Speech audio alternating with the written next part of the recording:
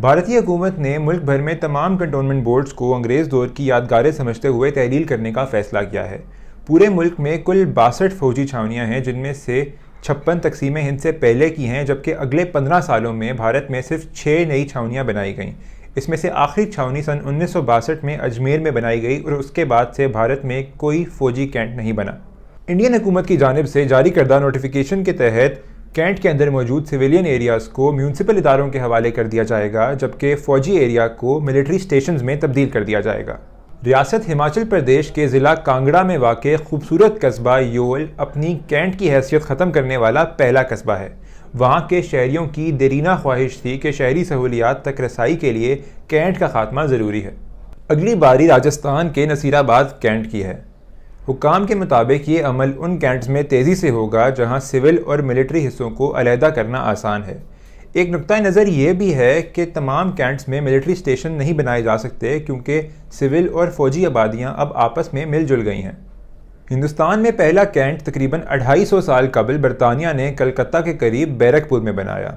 اس وقت ہندوستان میں سب سے زیادہ زمین تقریباً 17.9 لاکھ ایکڑ وزارت دفاع کے پاس ہے۔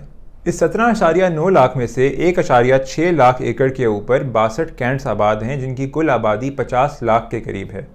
اس آبادی میں سویلین اور ملٹری آبادیاں دونوں شامل ہیں۔ کہا جا رہا ہے کہ یہ فیصلہ تمام سٹیک ہولڈرز کے لیے فائدہ مند ثابت ہوگا اور وہ شہری جو اب تک ریاستی حکومت کی اسکیموں سے میونسپلٹی کے ذریعے محروم تھے، اب ان سے فائدہ اٹھا سکیں گے۔ کینٹ علاقوں کے شہری عام طور پر متعلقہ ریاست کی فلاحی اسکیموں سے مستفید نہیں ہو پاتے۔ وجہ یہ ہے کہ فوجی سہولیات عام طور پر کینٹ بورڈ کے زیر اہتمام وزارت دفاع کی ڈیفنس اسٹیٹ ڈپارٹمنٹ کے ذریعے چلتی ہیں۔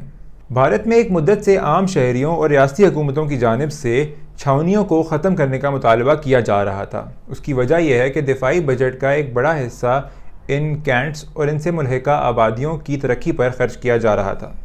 بھارت میں اس قسم کے اقدامات ماضی میں بہت تنازعات پیدا کر چکے ہیں۔ کہا جاتا ہے کہ یہ اقدامات سیاستدانوں کو فوجیوں سے طاقتور دکھانے کے لیے کیے جاتے ہیں۔ یہ بھی کہا جاتا ہے کہ دلی، ممبئی، پونے، کلکتہ، امبالہ، لکھنؤ اور تمام کنٹونمنٹ بورڈز کی پھیلتی ہوئی زمینوں کی قیمت بہت زیادہ ہے اور سیاستدانوں کی ان زمینوں پر نظر ہے۔ پاکستان کی طرح بھارت میں بھی کنٹونمنٹس کو شہروں سے دور بنایا گیا تھا، لیکن شہروں کے تیزی سے بڑھنے کی وجہ سے یہ بھی اب پرائم لوکیشنز بن گئی ہیں۔ حکام کے مطابق کنٹونمنٹ بورڈز کو سنبھالنا اب مشکل ہو چکا ہے اور اس حوالے سے سول اور ملٹری انتظامیہ کے درمیان بھی اب کشیدگی پائی جاتی ہے۔ البتہ اس پروگرام کے حامی کہتے ہیں کہ اگر کنٹونمنٹس کو بتدریج تحلیل کیا جاتا ہے تو اس سے سالانہ دفاعی بجٹ میں بھی کمی آئے گی، اور اگر فوج کو اعتراض ہے تو وہ اس کے نتیجے میں بننے والے چھوٹے ملٹری اسٹیشنز کا انتظام سنبھال سکتی ہے۔